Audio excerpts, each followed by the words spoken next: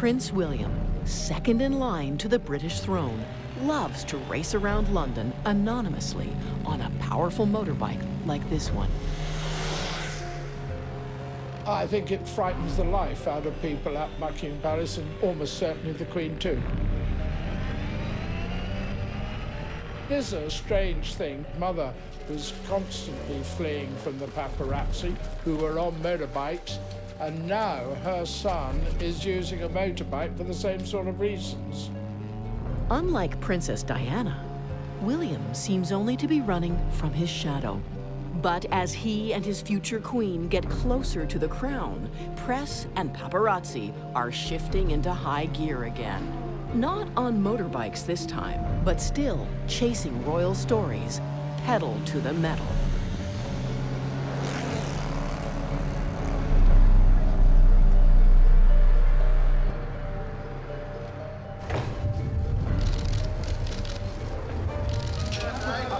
There's nothing the British media like more than peeking into the private lives of royalty, and they aren't shy about doing it.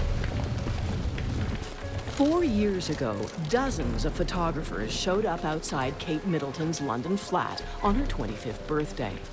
An angry Prince William issued a statement to the press to stop harassing his girlfriend. Both he and Kate eventually moved to a remote corner of Wales. The media are unmanageable in this country, totally unmanageable.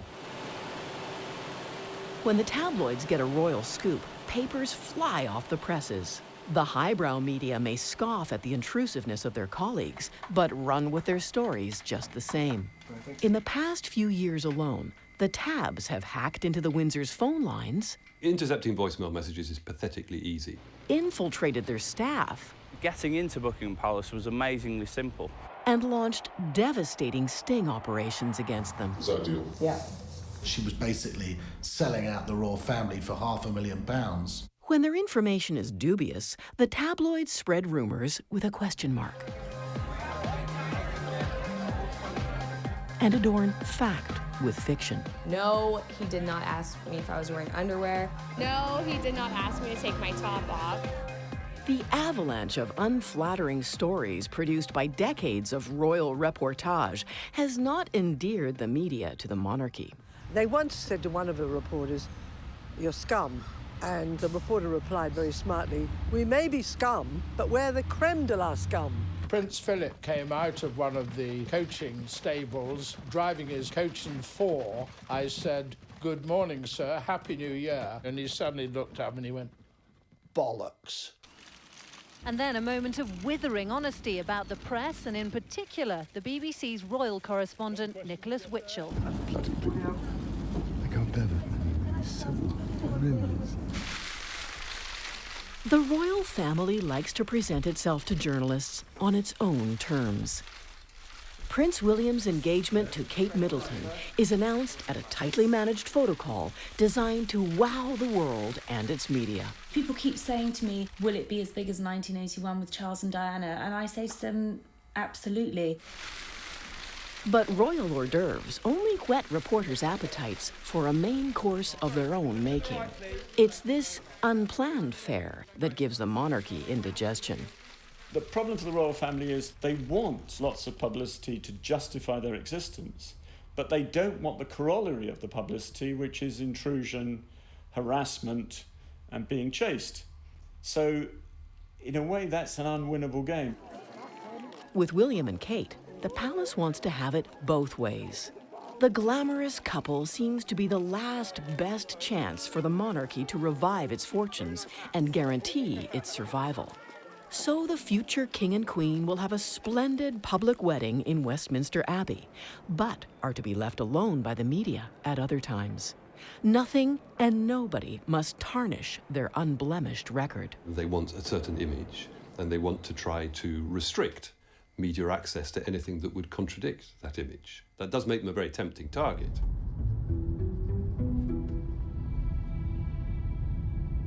"48 hours after Prince William and Kate announced their engagement, one of Britain's best-known paparazzi is hot on their trail. Photographing them out in the country, doing their own thing, is what the papers and the people want to see.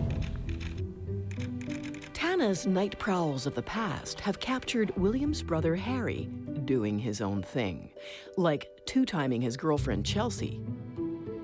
Harry famously thanked the photographer by lunging at him before falling to the pavement. It did happen, and we documented what had happened. This evening, Tana has it from a source that William is at Kate's parents' home south of London, and that the couple might go out for a pub dinner. You need to have inside information on what they're doing, where they're going. I think it's worth looking at a few of the pubs that they've been to before. You know, the Six Bells, the Queen's Head, just checking out if anyone's there.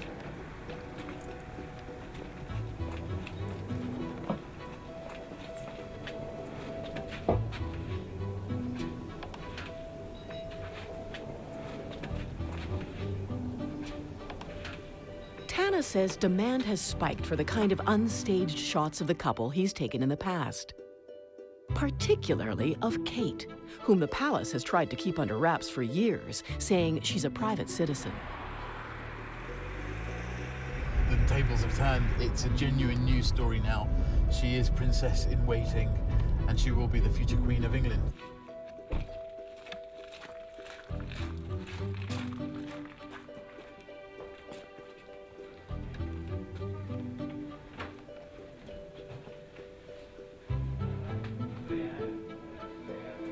Tana strikes out tonight.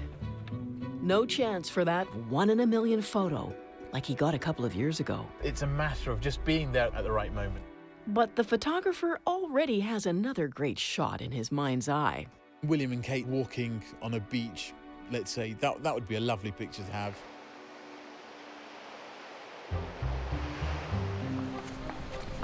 Tana will have to be careful.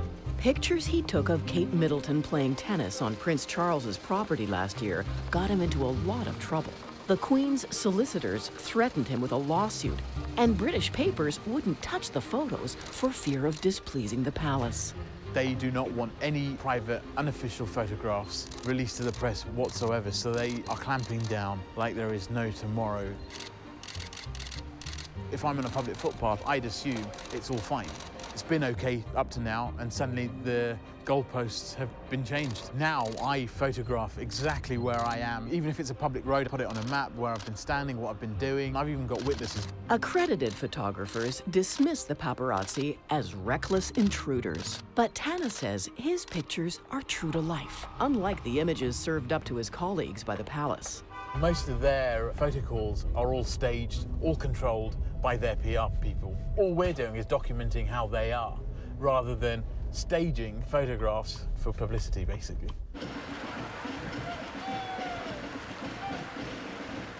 A staged tour the paparazzi would never bother with is threatened by bad weather. British correspondents who followed the Queen to Canada hope for a story. But if they'd consulted their tabloid colleagues who stayed at home, they'd have been told that being embedded with the royal family gives you little more than rain to write about. Will somebody say something unexpected? Maybe. Will somebody do something unexpected? It's possible, but unlikely. The Queen does a series of deeply predictable things on every tour. She goes around the local museum, she meets an indigenous group, invariably in some kind of traditional costume, and there'll be some singing. She will unveil a plaque, a child will give her a bunch of flowers.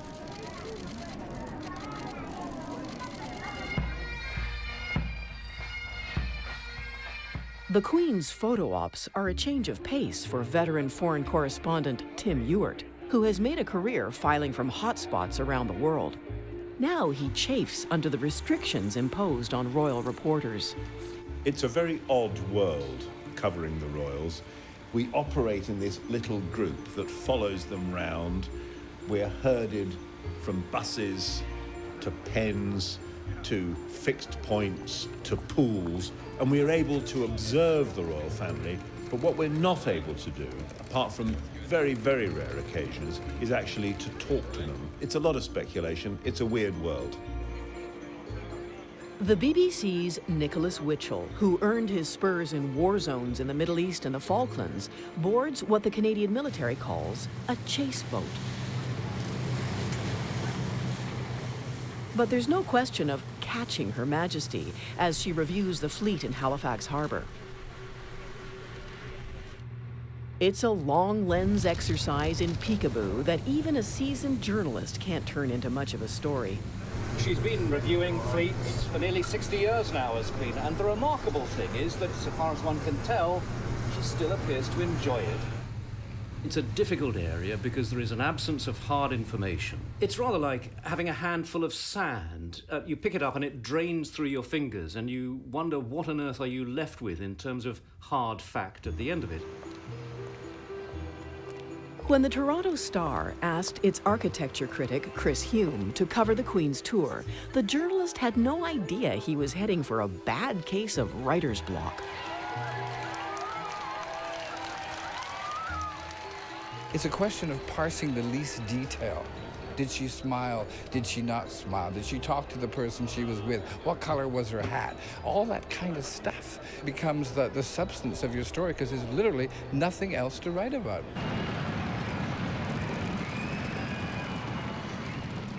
The excitement of the racetrack makes good copy for sports journalists. But what's a royal reporter to write about when the Queen is in the stands?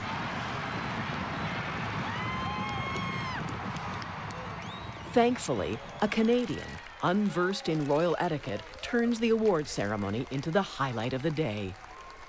I thought it was hilarious right now when the owner of the winning horse put his arm around the Queen and a cry went up amongst the English journalists here. So, oh, he touched her, he touched her. I mean, this is going to be the lead in all their stories tomorrow, that some poor guy from Canada, the colonies, touched the Queen. And doesn't he know that that's a major breach of protocol?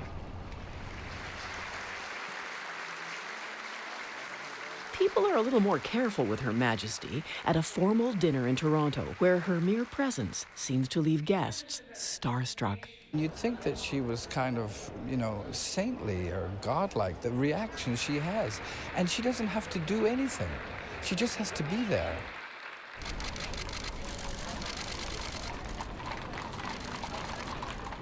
Finally, the British correspondents see a chance to cut through the pageantry and get a real story. A new poll shows nearly half of Canadians believe the monarchy is merely a relic of the colonial past. Prime Minister Stephen Harper, accompanying the Queen on Canada Day, agrees to be interviewed on the matter as long as the British correspondents tell him their questions in advance. But when they do, he changes his mind. You were told, no, it's cancelled for timing and logistical reasons. Oh, yes, of course, yeah. I mean, that's just ridiculous.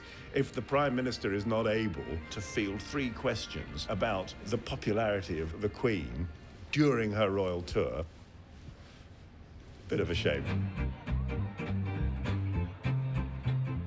Stood up by the Prime Minister, the reporters can hardly turn to the Queen for help. She's never given an interview in her life. The protocol of silence makes Chris Hume skeptical. At the center of this royal tour, there's this enigmatic cipher of a character, the Queen, who says almost nothing. I mean, we're reduced to talking about the clothes she's wearing. She's a little old lady, to be blunt, is what she is. And yet, there's this aura about royalty. I don't fully understand it, but I'm convinced at this point that it doesn't come from her, but that it comes from us. And that the moment we stop believing in it, it will be over in a nanosecond. Now, is this toe sucking or toe kissing? He's certainly involved with the Duchess. James Whittaker is a legend of a tabloid reporter who has bagged some of the biggest royal scoops of the past 40 years. What you need in this business is rat-like cunning. He got an early start in 1968 when the Daily Mirror made him Britain's first full-time royal correspondent. I saw myself as a master of hounds. The hounds were the photographers, and I saw the royal family as the foxes. We were after them. Whittaker's relentless pursuit of the royals, binoculars in hand, I mean, I always slept with these things. Shook some of their lives to the core. Particularly Sarah Ferguson's, whose troubled marriage to Prince Andrew gave the reporter one of his most sensational scoops. In 1992, French paparazzi near Saint-Tropez call Whittaker to tell him they have some unusual photos of the Duchess. And they said, well, we got Fergie bare-breasted. And I said, sounds a fairly horrible thought to me, but yes, I suppose that's an interesting picture. And I rang my editor, he said, James, if they're taken from private land, we cannot touch them. If they're taken from public land, then we can. I want you on a plane tomorrow morning to go down there and suss out the whole thing and then let me know. When Whittaker arrives in France, he's shown dozens of what the photographer thinks are simply racy pictures of a topless duchess. And I said, that's not the story. The guy in this picture who's kissing her all over is Johnny Bryan. This is the man who proclaimed to the world 4 months ago that he was the honest broker, he was not a lover, and he was just a friend trying to bring her and Andrew back together again. Whittaker witnesses as the photographer takes even more shots of the Duchess with her Texas millionaire, and it's all from public property. The Mirror buys the pictures, but has to go to court to overturn an injunction Bryan takes out to block their publication. He worked entirely on the basis that these were pictures of her topless and that it was a gross intrusion on privacy. What he never knew until they were published was that we had pictures of him kissing Fergie's toes. So the excitement had built and built because of the court case in the High Court in London, the battle for it. The Mirror won it. Fergie at Balmoral with a royal family, but now another sensation. In tomorrow's Daily Mirror, pictures that will not amuse the palace. The publication of that was almost the biggest circulation booster in history. 1.9 million extra copies were sold that day. They were exchanging hands for about 20 times the value of the paper. The paper ran out, they kept printing and printing and printing. The photographer makes about $4 million. Whittaker gets a bonus, and Fergie, the royal boot. It happens in front of the whole family at the Queen's country residence in Scotland. She was late into breakfast, and everybody had got a copy of the Daily Mirror. As she walked into the room, they all stuffed it under their Times and Telegraphs and that sort of thing. And she knew the game was up the second she walked into the room. The marriage was over from that moment on. Using one of the many side entrances to the royal estate, the Duchess drove at speed for the airport of Aberdeen, no longer the privacy or privilege of an aircraft from the Queen's flight. The Duke of York, who suffered the humiliation of pictures of his half-naked wife being published throughout the world, looked calm today as he's driven to church in the front seat of the Queen's car.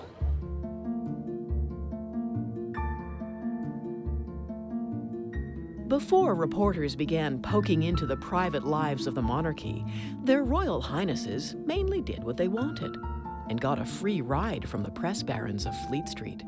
They were friends of the royal family. They would dine with them.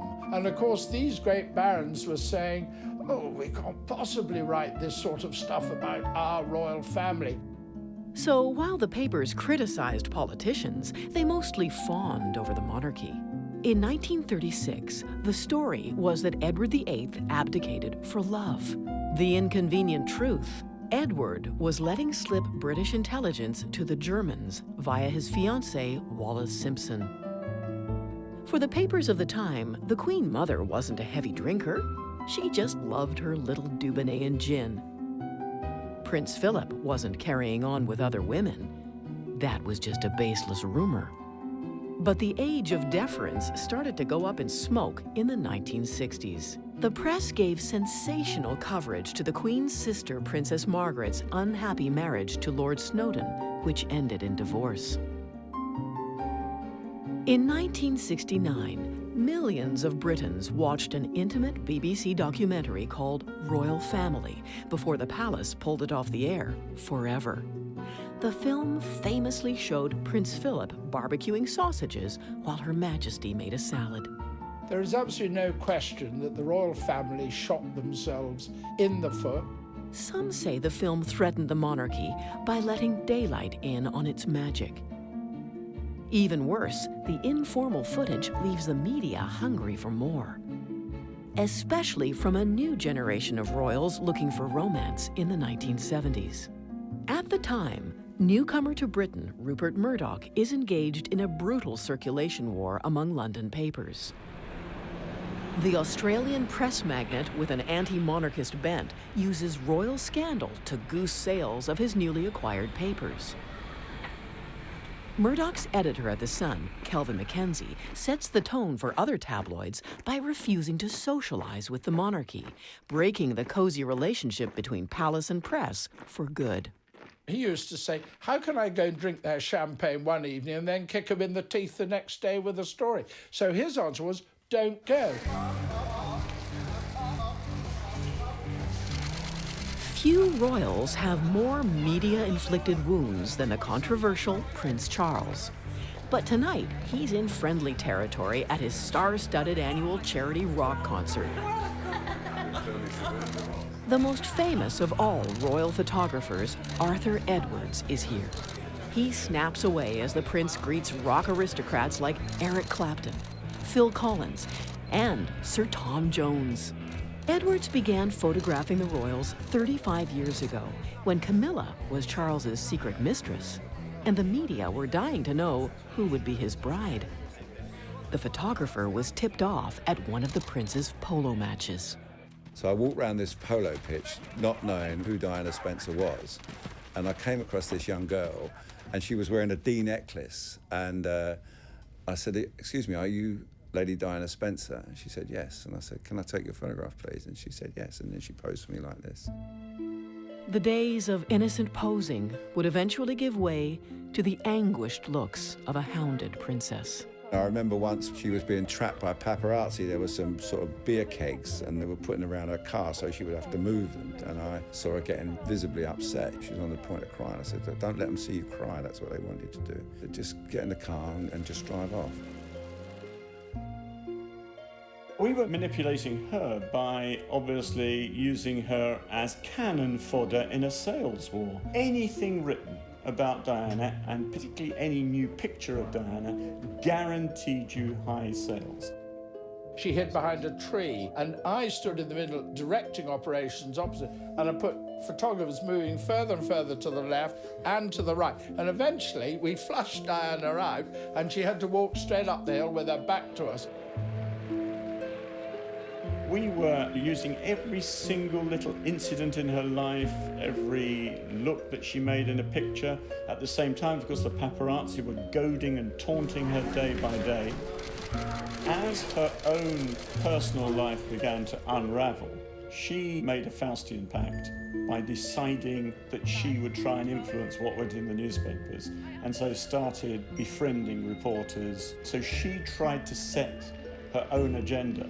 And the danger of that, of course, is that that becomes a kind of feast for the newspapers in the sense that, now we have embroiled our prey and the prey is playing our game. She had compromised her own privacy, compromised her own right to private space. But it all went downhill for her after that. Late summer 1997 found Mirror reporter James Whittaker back in the south of France. He wanted to know what the Princess of Wales was up to on board the new yacht of Mohammed Fayed. Diana was anything but happy to see the journalist.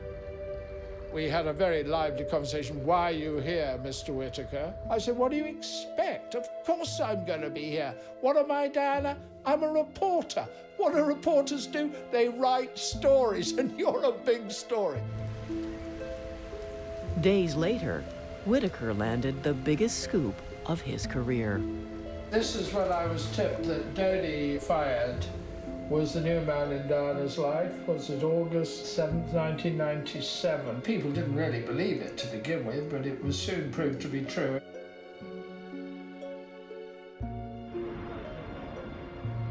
There was something deeply ironic that she went to her death while being chased by the paparazzi.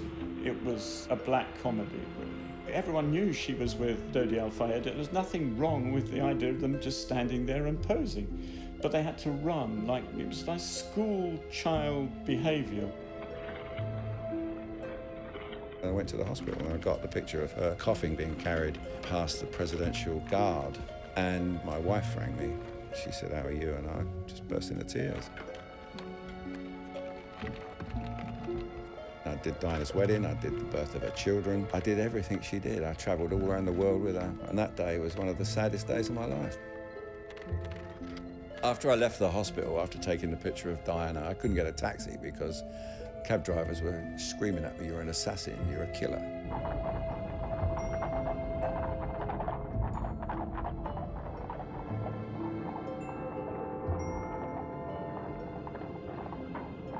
I was in the Maldives when she died, and I got on the phone and I filed 12,000 words off the top of my head on a phone.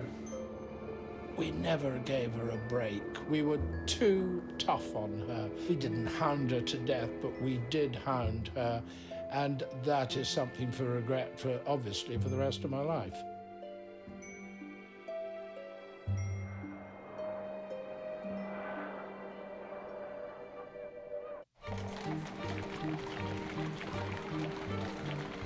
For years after Diana's death, physically chasing any of the royals, particularly the princess's sons, is unthinkable.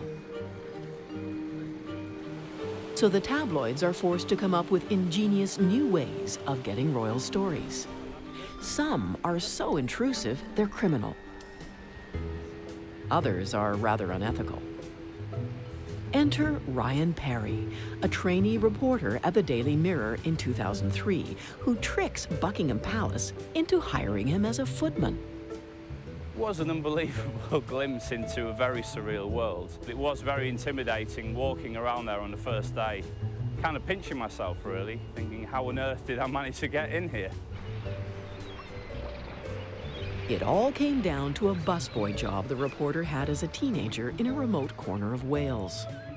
It's on his somewhat dodgy CV, and the palace calls the pub he worked at to check the reference. But the person who answers the phone doesn't remember Perry and asks for help from a room full of drinkers. Just by pure coincidence, one of my best friends at school, his dad was sitting at the bar drinking a Southern Comfort and Coke, put his hand in the air and said, "Yes, I know Ryan Perry." And he was put on the phone to the personnel officer at Buckingham Palace, gave me a glowing reference, and that was more than enough to get me into the job. The reporter in disguise soon spies something on the Queen's breakfast table that will make headlines around the world. Cereal in plastic containers. Since Tupperware can't spill or leak, you can store it any which way in your freezer or refrigerator. Housewives across Britain use Tupperware. It's a very cheap way of storing things. But the last person you would expect to be using Tupperware is Her Majesty the Queen. Elizabeth II may have some simple tastes, but as Perry discovers, nothing's good enough for her best friends. We took up a tray of amazingly home-baked scones from the royal kitchen, and it wasn't for Her Majesty at all. This tray of scones was for the corgis, which she fed under the table. The journalist's cover looks in jeopardy when the CIA vets palace staff before President George Bush comes to visit. Once again, I fell through the loop. If you had put my name into Google search engine back then, the first thing that pops up would have been Ryan Perry, Daily Mirror reporter. The day before the president arrives, editors pull their man from the palace and fill their next two editions with intimate details of the Queen's life. Palace solicitors get a permanent injunction banning further publication of the photos, which a judge deems a gross invasion of privacy.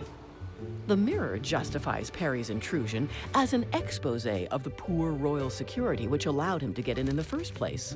Hogwash, says a former palace spokesman. That was nothing to do with security. It was to do about getting a good story to sell newspapers to boost circulation. Perry goes on to win Britain's Scoop of the Year award, but misses a chance to serve a scone to George Bush and doubts he'll ever see an honor from the Queen. let's just say there certainly won't be any knighthoods in the future.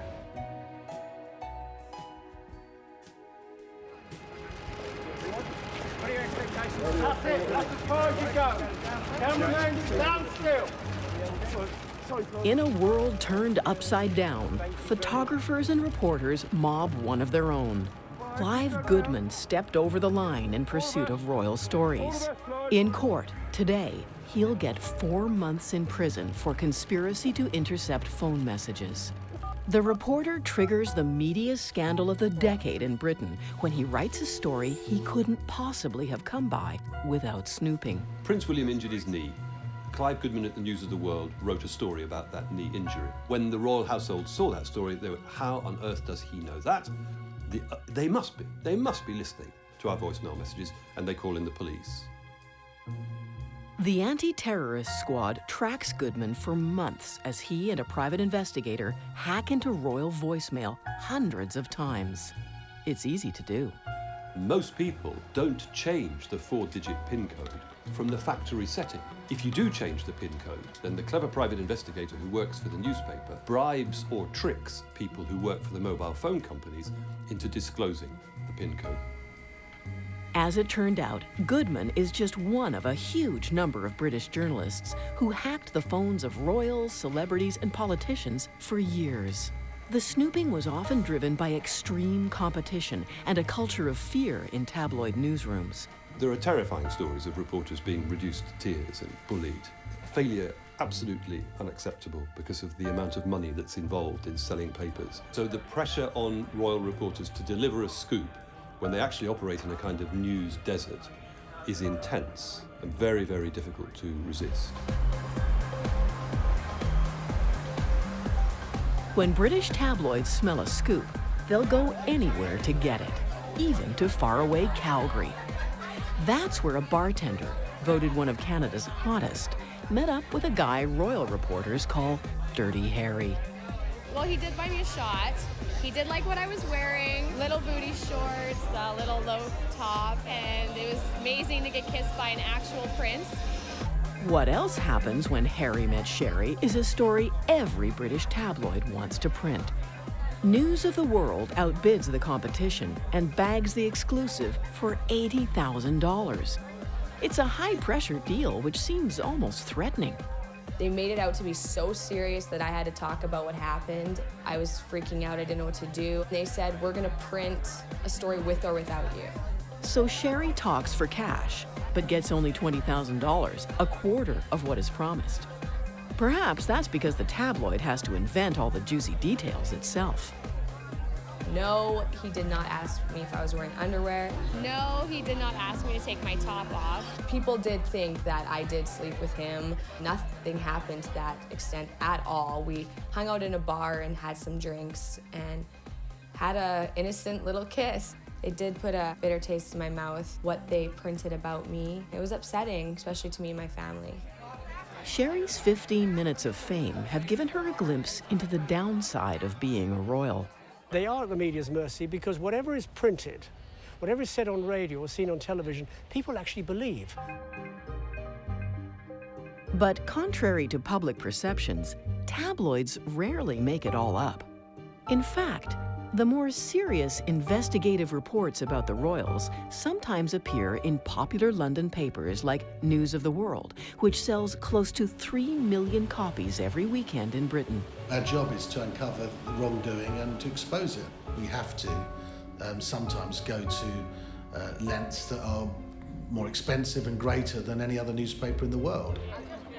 The most egregious example of royal misbehavior in recent memory was revealed by the paper's investigation focusing on the Duchess of York last year. Millions of pounds in debt and close to bankruptcy, the free-spending Fergie has a brainwave. Why not sell access to her ex-husband, British trade envoy Prince Andrew? This would actually undermine the integrity of British trade because there's a man who's supposed to be representing our country and boosting trade for our businesses in this country. And at the same time, his ex-wife, who lives with him at a royal palace, is selling access to him for cash. £500,000 when you can, to me, Open doors.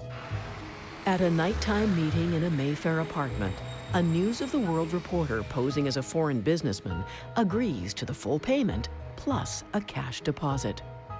Is that a deal? Yeah. But I thought I'd give you $40,000. Yeah. Which I've got no other deposit. Which is in my safe. But I'm going to give it to you. I've got back. I'll get it back. When these images go global, Fergie tries damage control by telling Oprah Winfrey she'd had a few drinks that night. The London Telegraph describes her TV appearance as a derailed train hurtling to its ultimate crash. To go on the Oprah show and apologise, sort of, and say I was drunk. Oh yeah? You know, come on, we're not that stupid. Arbiter calls the sting a seedy way of getting a story. But the News of the World denies entrapment because Fergie had approached a real businessman before the paper investigated. The Duchess's misdeeds would never have come to light, the tabloid says, if it had been as deferential toward the royals as the mainstream media. You're not there to make friends or to get an OBE. What you are there to do is to report the truth, and if the truth hurts, tough. The truth gets seedier by the minute. You're an embarrassment, sir. Prince Andrew, you're resigning. The scandal widens to include the Duchess of York's ex. Prince Andrew's job as trade envoy is on the line after the press uncovers his relationship with convicted pedophile Jeffrey Epstein. The American, as it turns out, paid off $25,000 of Fergie's debts. Earlier, he'd introduced the prince to a 17-year-old masseuse who says she was Epstein's sex slave.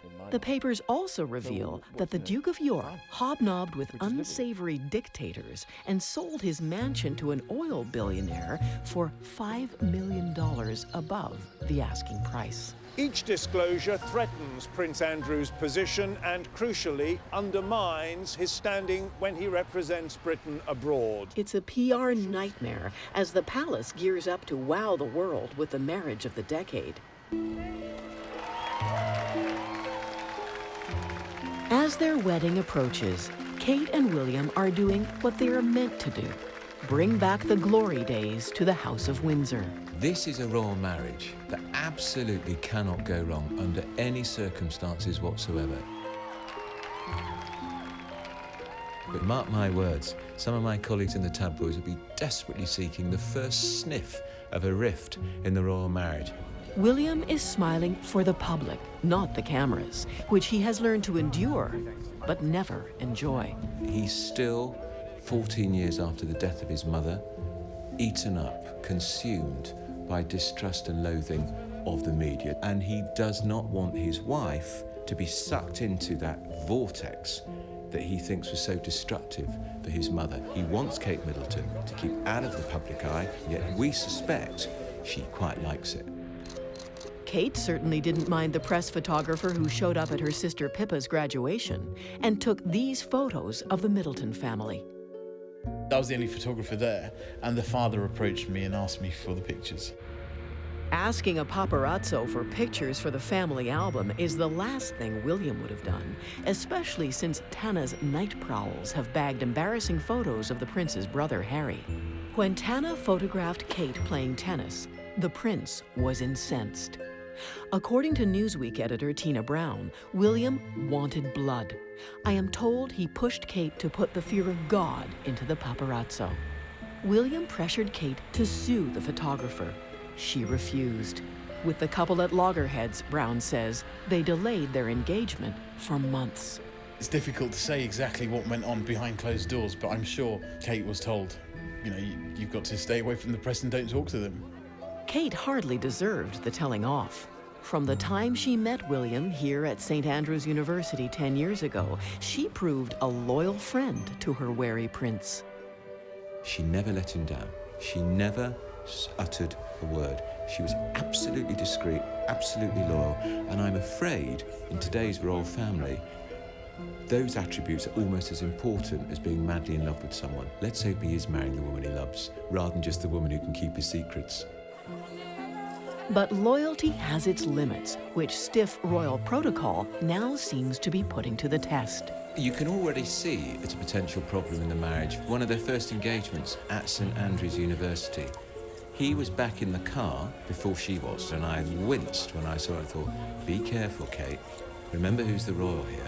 He's the boss, he's the future, and yet she was there, shaking hands, pressing the flesh, basking in the glow of the spotlights.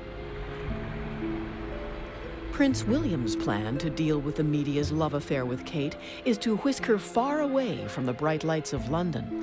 After the wedding, he intends to return to his air-sea rescue job on a military base in one of the remotest corners of Wales.